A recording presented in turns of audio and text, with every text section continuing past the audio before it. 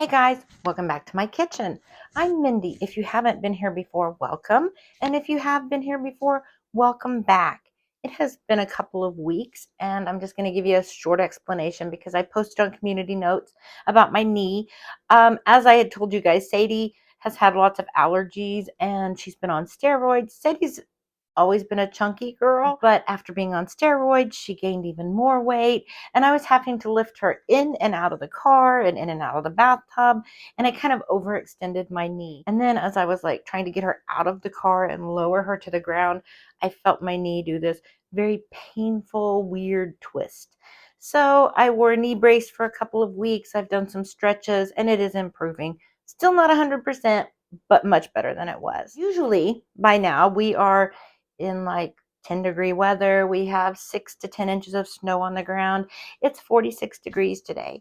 So Sadie's allergies have not cleared up. I was at the vet today. So anyway, I found a recipe that I want to try. I have never made this before. It is a chicken wild rice casserole. It looks really good. And I think it's something that Chris and I would both really enjoy. So I thought, perfect time to make it and share it with you guys. And I really appreciate all of you being here with me today. That being said, let's get started. These are the ingredients that we're going to be using for the chicken and wild rice casserole. I have 3 boneless, skinless chicken breasts that I have cubed up into bite-sized pieces, 2 sticks of celery, 1 medium onion, 1 can of Campbell's golden mushroom soup, a 6-ounce package of wild long grain and wild rice.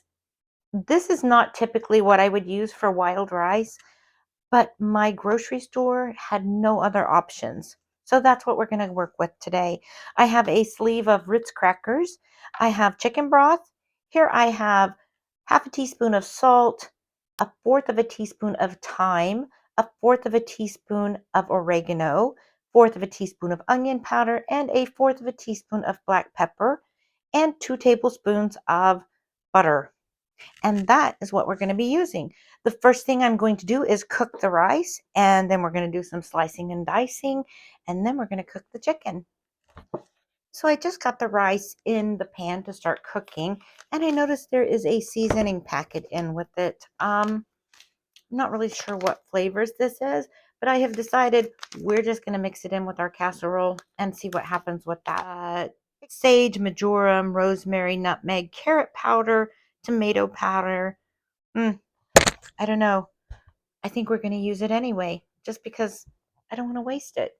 Okay, I have the rice cooking, and I just followed the package directions, and it said to add the seasoning packet to the rice as it's cooking.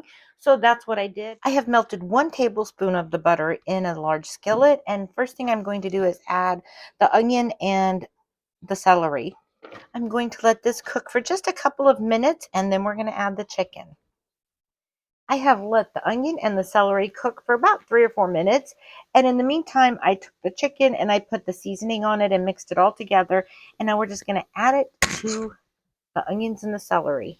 I am going to stir this around, and we're going to just cook it until it is cooked through. You want your chicken to be done. We are going to pop this in the oven, but it's mostly just going to be like 20-30 minutes to bring it all together. It's not necessarily to cook it. So my thing is I always want to make sure my chicken is cooked before I do this, because even though it'll probably cook in the oven too, I like to be sure. Okay guys, I have the rice and the golden mushroom soup in a bowl. I'm going to add 1/3 of a cup of chicken broth, and I'm just going to give this a stir. And now I'm going to stir in the chicken. Next, I'm going to get out a casserole dish, and we're going to make the topping. Okay, I lined a 9x13 baking dish with aluminum foil, and I have put the casserole in, and now we're going to make the crumb topping. I crumbled up the crackers. I just used my hands and sort of squished them around.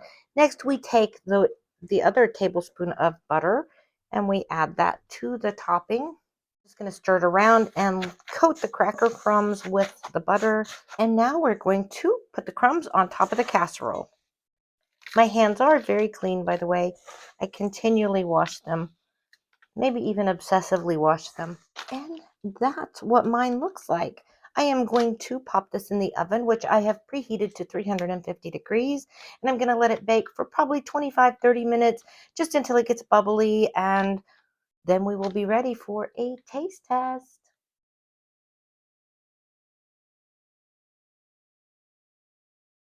Okay, guys, I am back with a taste test. Here it is, an up close look.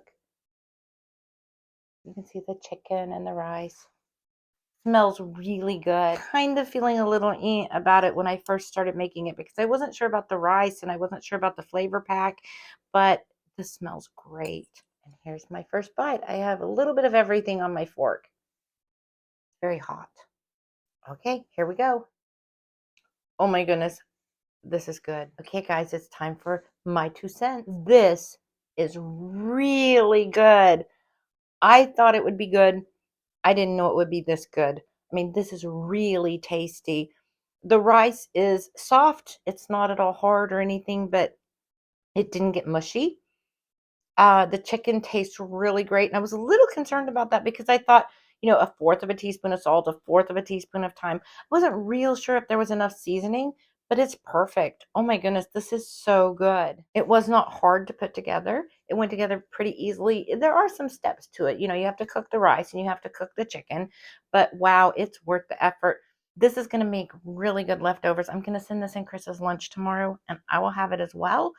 Hopefully it's one of those dishes that as it sits overnight, it tastes even better, and I think it will. Highly recommend this. 2 thumbs up from me. But for now, I'm going to wrap this up. Thank you guys so much for watching. I hope everybody has a safe and Merry Christmas. Thank you so much, and I will see you guys next time.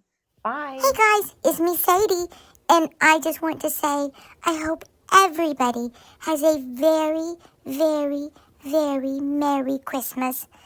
I hope Santa brings you lots of toys, and I hope it's a good toy so the squeaker will last a long, long time. Bye guys, Merry Christmas!